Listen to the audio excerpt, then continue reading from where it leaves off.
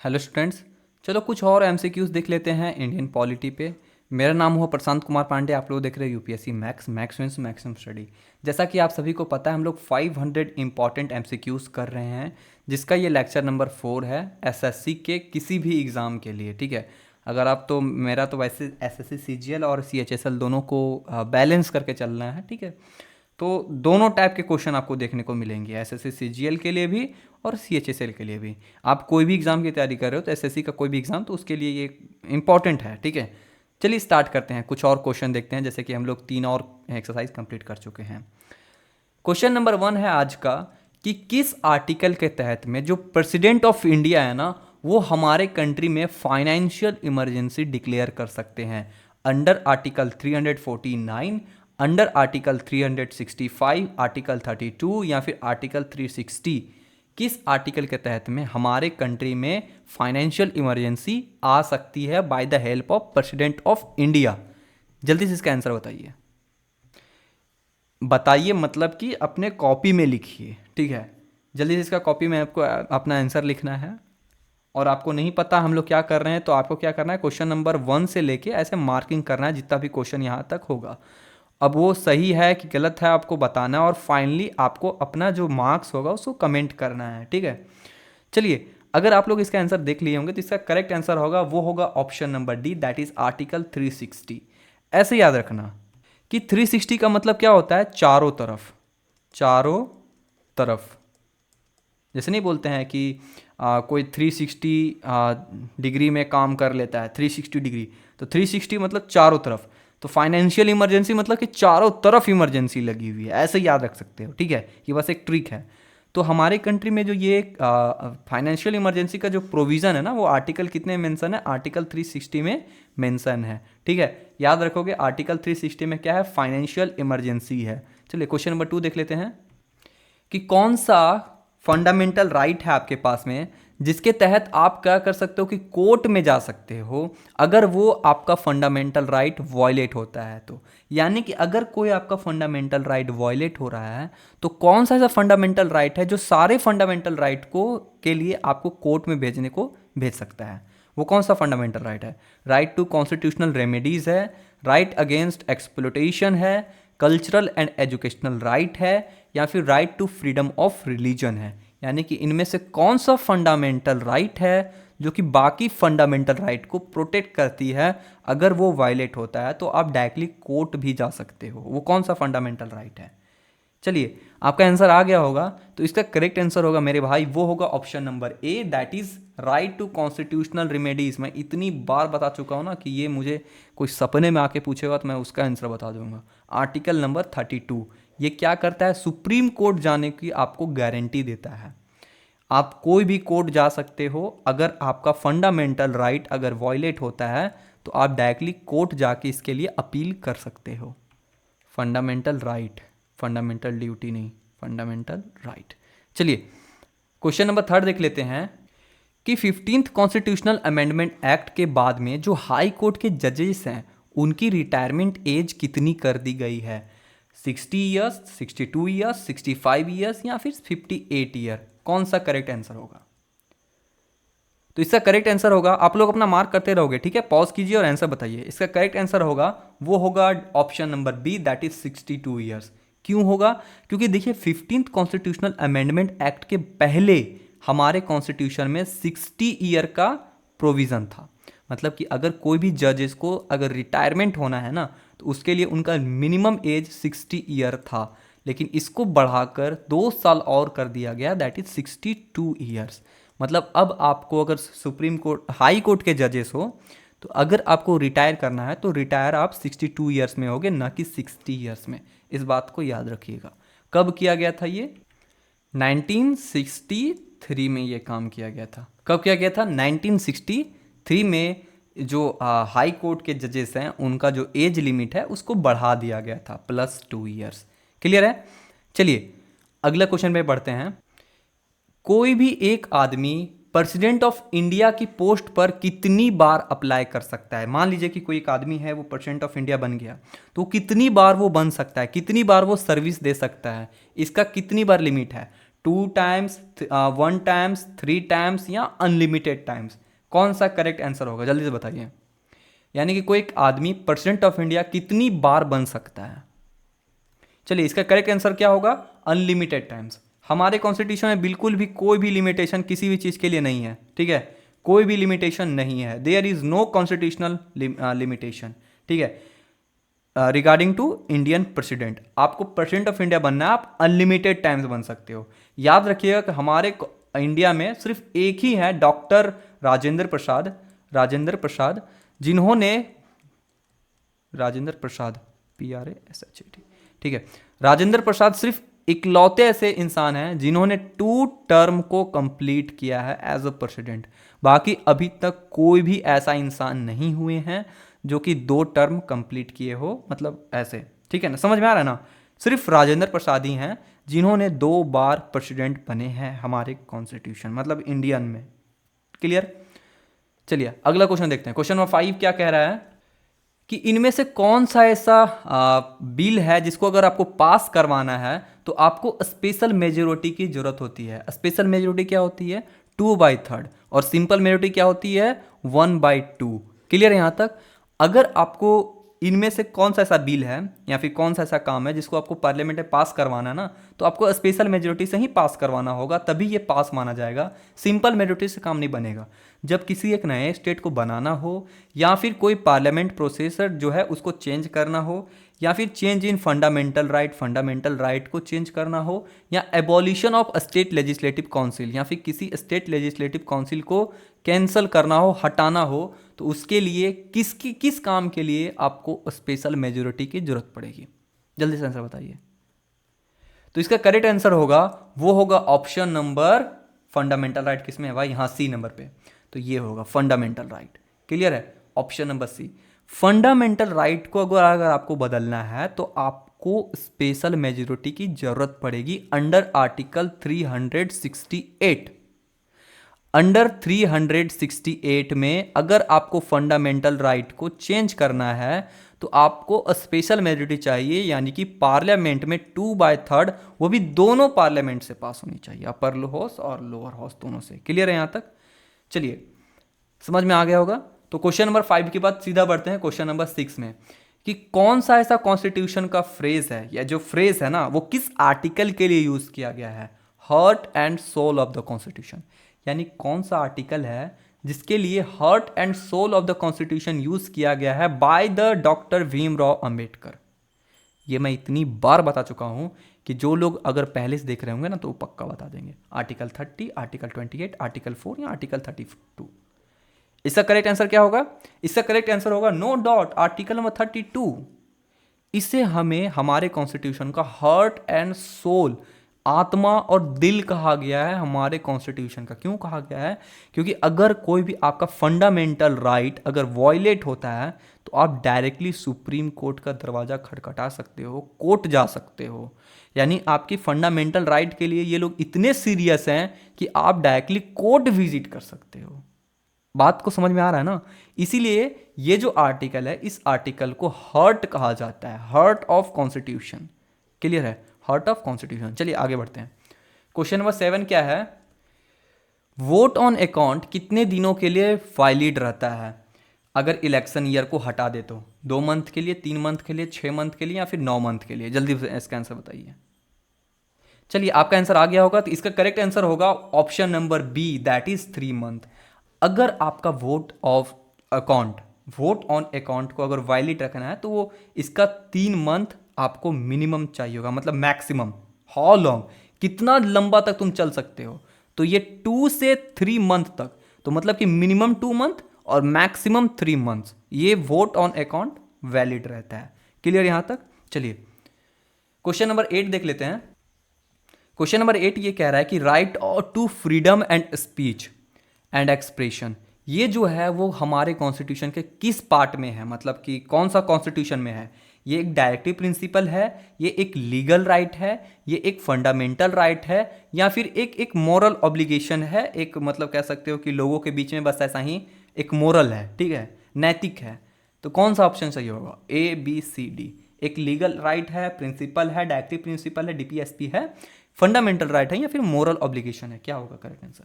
चलिए इसका आंसर क्या होगा, देखिए करेक्ट आंसर होगा ऑप्शन नंबर सी, एक फंडामेंटल राइट है। आप समझिए ना, आपके पास ये हक है ना अंडर आर्टिकल 19 कि आप कहीं भी कुछ भी स्पीच दे सकते हो, बस वो हेट स्पीच नहीं होना चाहिए, और एक्सप्रेशन कर सकते हो, अपनी बातों को एक्सप्रेस कर सकते हो पब्लिक के सामने, और ये आपका फंडामेंटल राइट है। ये क्या है? एक आपका फंडामेंटल राइट है। क्लियर है ना? चलिए अगला क्वेश्चन को बढ़ते हैं।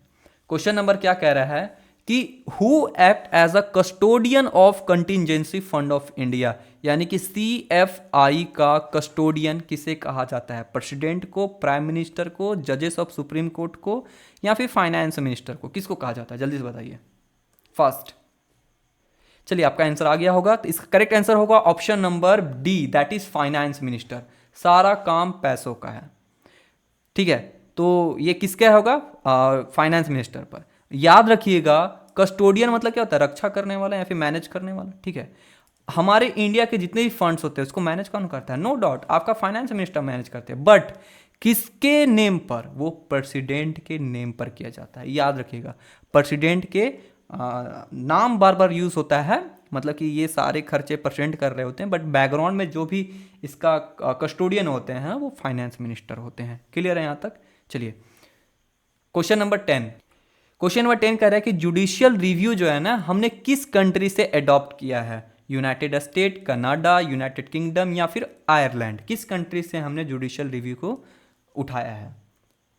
तो इसका करेक्ट आंसर क्या होगा? देखिए एक बात समझिएगा, इस पूरे वर्ल्ड में, हमारे पूरे वर्ल्ड में सिर्फ दो ही ऐसे कंट्री हैं, दो ही सिर्फ ऐसे कंट्री हैं जिनके पास जुडिशियल रिव्यू है। एक हमारा इंडिया और दूसरा है USA। अब अगर इंडिया अडॉप्ट किया है तो किससे किया होगा? नो डाउट USA से अडॉप्ट किया होगा। बात को समझ में आया ना? तो कौन सा होगा? यूनाइटेड स्टेट ऑफ अमेरिका होगा। बात समझ में आया? USA होगा, यूनाइटेड स्टेट। क्लियर है? तो कौन होगा? United state. US में ही हमने ये जुडिशियल रिव्यू को अडॉप्ट किया है, ठीक है। क्लियर है यहाँ तक? चलिए क्वेश्चन नंबर 11। क्वेश्चन नंबर 11 ये कह रहा है आपसे कि जो 7th शेड्यूल है हमारे इंडियन कॉन्स्टिट्यूशन, आपको पता है 7th शेड्यूल में क्या है? कुछ लिस्ट दी हुई है काम का। किसका काम का? कि ये काम कौन करेगा? सेंटर करेगा या स्टेट करेगा या फिर दोनों मिल के करेंगे, जिसको हम लोग कंकरेंट कहते हैं, ठीक है, कंकरेंट। तो कौन करेगा इस काम को? अब जैसे कि यहाँ काम क्या है? यूनाइटेड नेशन ऑर्गेनाइजेशन, यानी कि UNO का जितना भी काम होगा वो किसके अंडर में आती है? यूनियन लिस्ट के अंदर में आती है, स्टेट लिस्ट के अंदर में आती है, कॉन्करेंट लिस्ट में आती है, या फिर ग्लोबल लिस्ट में आती है? जल्दी से इसका आंसर बताइए। चलो आप लोग का आंसर आ गया होगा। देखो ग्लोबल नाम का कोई चीज़ नहीं होता, इसको ऐसा ही देख के कट कर दो, ठीक है। तो इसका करेक्ट आंसर क्या होगा? No doubt union. भाई जितना तुम देखे नहीं हो कि जितना भी काम होता है दुनिया से रिलेटेड वो कौन करता है? यूनियन गवर्नमेंट करते हैं। चलिए आगे बढ़ते हैं, क्वेश्चन नंबर 12 देख लेते हैं। क्वेश्चन नंबर 12 कह रहा है कि सुप्रीम कोर्ट के पास वो कौन सा जुडिक्शन का पावर है जिसे वो डायरेक्टली सुन सकता है कोई भी डिस्प्यूट। अब देखो डिस्प्यूट की जब बातें कर रहे होते हैं ना, तो हम लोग या तो सेंटर या फिर स्टेट, सेंटर स्टेट डिस्प्यूट की बातें कर रहे होते हैं, या तो किसी स्टेट स्लैश स्टेट, दो स्टेट के बीच में कोई झड़प हुई है तो उसके बातें कर रहे होते हैं, या फिर सेंटर और स्टेट के बीच में कोई बातें होते हैं उसकी बातें कर रहे हैं। तो ये कौन सा सुप्रीम कोर्ट के पास पावर है कि इन बातों को वो सुन सकता है? वो कौन सा जुरिडिक्शन है? ठीक है, appellate jurisdiction, writ jurisdiction, original jurisdiction या फिर एडवाइजरी जुरिडिक्शन? कौन सा जुरिडिक्शन है आप मुझे बताइए। पॉज कीजिए, आंसर बताइए, अपना कॉपी में नोट कीजिए जल्दी से। इसका करेक्ट आंसर होगा, वो होगा no doubt original jurisdiction. Original jurisdiction क्या है? ओरिजिनल जुरिडिक्शन ये है अंडर आर्टिकल 131 कि वो कोई भी अगर स्टेट या फिर यूनियन के बीच में कोई भी अगर विवाद हो रहा है तो उसको वो डायरेक्टली सुन सकता है, हियर कर सकता है। क्लियर है ना? अंडर आर्टिकल 131 ये सुप्रीम कोर्ट के पास ये पावर है, सुप्रीम कोर्ट के पास ये पावर है। क्लियर है यहाँ तक? 131 आर्टिकल। चलिए आगे बढ़ते हैं। अच्छा, आगे बढ़ने से एक बात और पहले बता दूं, जैसे कि मान लो ना कि तमिलनाडु और कर्नाटका के बीच में ना रिवर को लेकर डिस्प्यूट रहता है कि ये रिवर का पानी कितना जाना चाहिए। तो अब क्या कर सकते हैं? मान लो तमिलनाडु को कुछ गुस्सा चढ़ा तो वो क्या करेंगे? डायरेक्टली जाएंगे सुप्रीम कोर्ट अंडर आर्टिकल 131। ठीक है, अंडर आर्टिकल 131, इस बात को याद रखिएगा। ठीक है।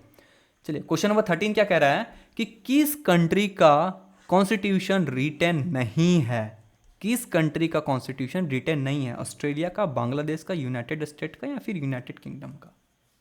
फास्ट। चलिए आप लोग का आंसर आ गया होगा। तो ऑस्ट्रेलिया तो बिल्कुल होगा भी नहीं। क्यों? क्योंकि ऑस्ट्रेलिया के पास रिटेन कॉन्स्टिट्यूशन है, बांग्लादेश के पास भी है, भले वो उसको फॉलो नहीं करते, वहाँ पे रिजीम चेंज होते रहता है, ये वो कोई बात नहीं मानता, लेकिन उनके पास भी रिटेन है, तो ये भी नहीं होगा। यूनाइटेड स्टेट, उसके पास रिटेन कॉन्स्टिट्यूशन है, ठीक है। यूनाइटेड किंगडम, बिल्कुल भी करेक्ट। यूनाइटेड किंगडम के पास कोई भी फॉर्मल रिटेन कॉन्स्टिट्यूशन नहीं है। तो भैया वो लोग कानून चलाते कैसे हैं? तो वो लोग कानून चलाते हैं जब भी उनका जो कोर्ट है, कोई जब जुडिशियल डिसीजन देता है उसके बेसिस पे चलाते हैं, या कोई भी पुराने स्टेटस है उसके बेसिस पे चलाते हैं। इनके पास कोई ना रिटेन कॉन्स्टिट्यूशन नहीं है, ये क्या है? अनरिटेन कॉन्स्टिट्यूशन है, ठीक है। क्लियर है? तो option number D is the correct answer, United kingdom, ठीक है। चलिए आगे बढ़ते हैं। क्वेश्चन नंबर 14 हमसे ये कह रहा है कि जो इंडिया में कॉन्स्टिट्यूट असेंबली था वो ऑफिशियली कब बना था। मतलब देखो, वैसे तो बहुत पहले से डिमांड उठ रहा था, लेकिन ये जो है ऑफिशियली बना कब।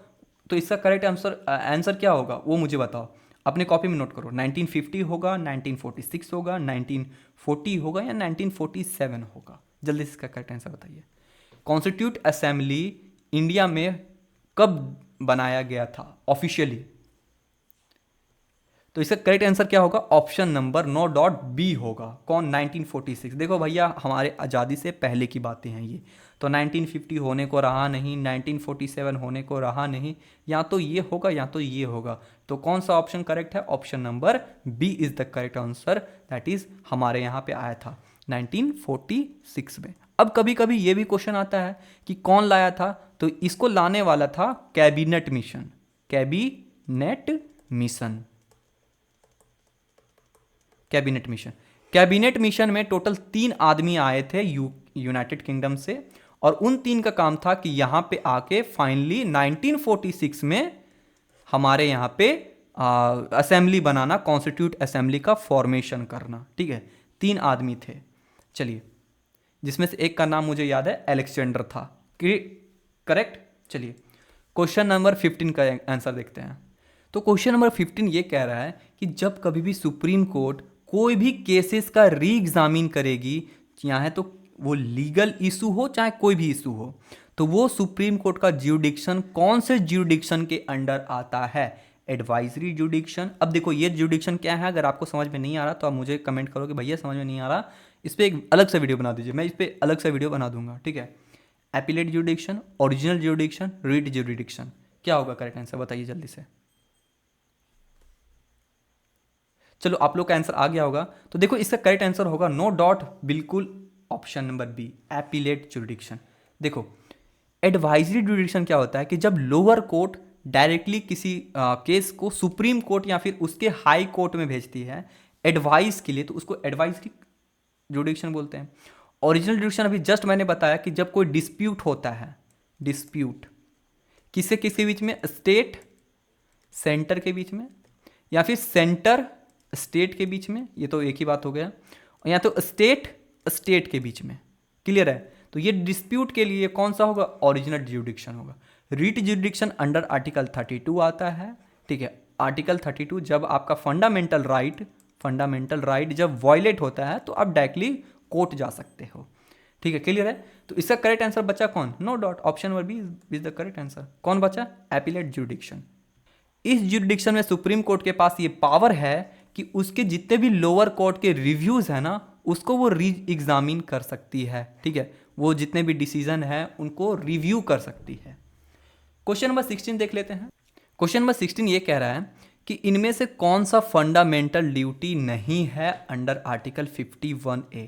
देखिए आपको पता होगा कि हमारे कॉन्स्टिट्यूशन के ओरिजिनल कॉन्स्टिट्यूशन में फंडामेंटल ड्यूटी नहीं थी, इसको हमने अमेंड करके ऐड किया है। और ये जो है, ये जो फंडामेंटल ड्यूटीज है, इसमें से कौन सा फंडामेंटल ड्यूटी है जो कि फंडामेंटल ड्यूटी नहीं है, ठीक है।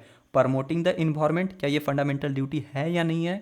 प्रमोटिंग हार्मोनी, हर जगह शांति फैलाना। Respecting the constitution and flag, मतलब कॉन्स्टिट्यूशन को रिस्पेक्ट करना और नेशनल फ्लैग को रिस्पेक्ट करना, ये फंडामेंटल ड्यूटी है या नहीं है?